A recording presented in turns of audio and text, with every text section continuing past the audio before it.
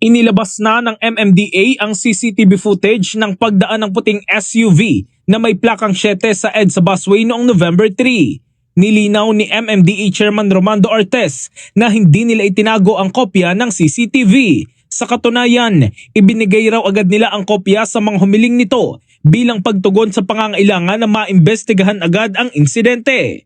Kabilang sa mga nabigyan ng kopya ng CCTV, ang Department of Transportation Special Action and Intelligence Committee for Transportation na silang nagmamando sa EDSA busway, gayon din ang LTO maging ang tanggapan ni Senador Raffy Tulfo.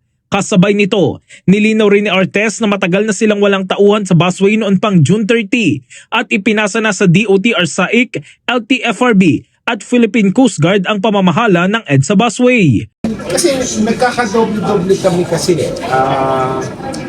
ng operation. So, instead na magsama-sama kami doon, minabuti namin at napagkasunduan na isa na lang, which is DOTR SAIC nga dahil sila naman talaga ang may proyekto ng bus carousel.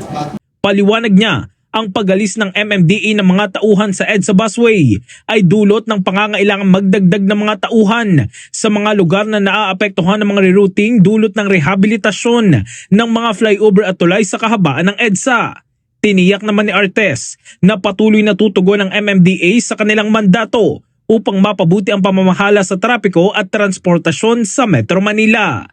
In the heart of changing lives. Ito si Brigada Jigo Custodio ng 105.1 Brigada News of Manila, the Music News Authority.